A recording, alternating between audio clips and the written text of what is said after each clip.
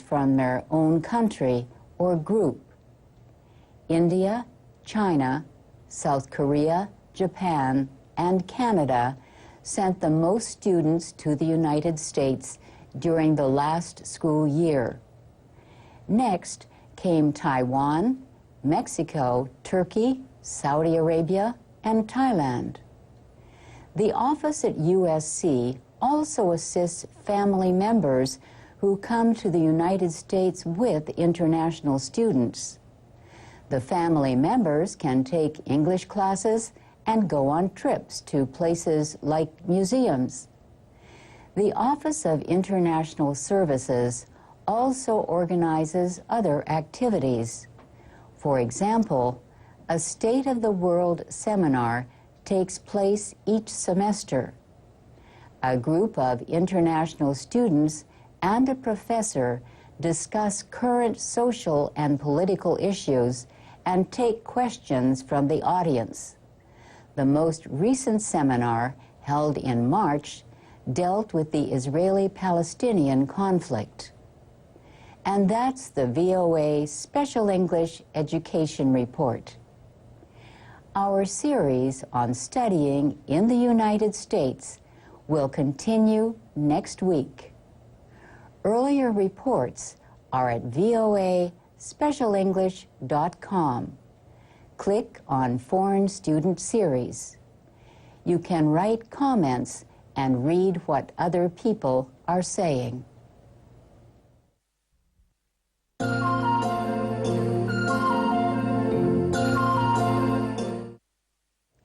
This is the VOA Special English Economics Report.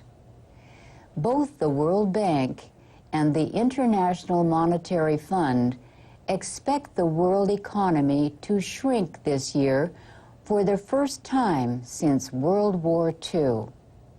As recently as January, the IMF had predicted growth of 0.5%.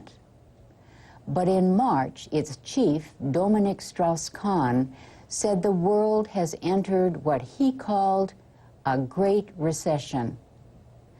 A new World Bank report says the recession may hurt the developing world the most.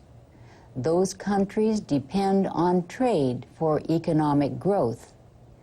But world trade is expected to fall at the fastest rate in 80 years. East Asia has been hardest hit.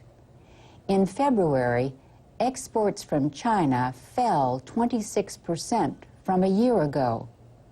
Rich nations are expected to borrow heavily in world credit markets to finance spending at home. But investors are demanding very high returns if they are willing to lend to the developing world at all. Jeff Chelsky, a World Bank senior economist, says investors are avoiding higher risk debt. The bank estimates that up to $3 trillion of public and private loans in developing countries must be repaid this year. Some nations have enough foreign currency reserves, but others will struggle to find new financing to pay their existing debts. The World Bank estimates that developing nations will need between $270 and $700 billion in financing. The amount depends on the depth of the recession. The IMF is seeking to expand its lending ability. And World Bank President Robert Zoellick has called on rich nations to put some of their economic recovery spending into a crisis fund to help poor countries. Bank economist Jeff Chelsky says the poorest countries are in the greatest danger.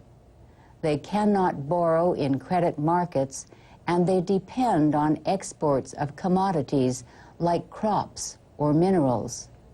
But falling commodity prices mean they now depend more than ever on foreign aid.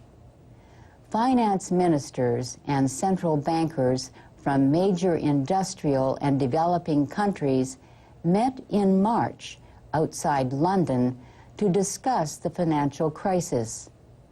President Obama wants all countries in the Group of 20 to coordinate their separate efforts to strengthen their economies. But European officials have rejected American calls to spend more. There was some good news in March, including better-than-expected reports on spending by Americans in January and February. And financial stocks rose after Citigroup reported a profit for those 2 months. And that's the VOA Special English Economics Report. ដោយសារតែពេលវេលារបស់យើងមានកំណត់នោះកម្មវិធីសិក្សាភាសាអង់គ្លេសតាមបែប Special English ទំនើបដែលរៀបរៀងដោយ VOA នៅពេលនេះចាប់តែប៉ុណ្ណេះ Special English នឹងត្រឡប់មកជួបលោកអ្នកជាថ្មីទៀតនៅល្ងាចថ្ងៃប្រហ័សវេលាម៉ោង 18 ដោយនាំមកជូនលោកអ្នកនិងបងប្អូននិស្សិតសិក្សាស្វែង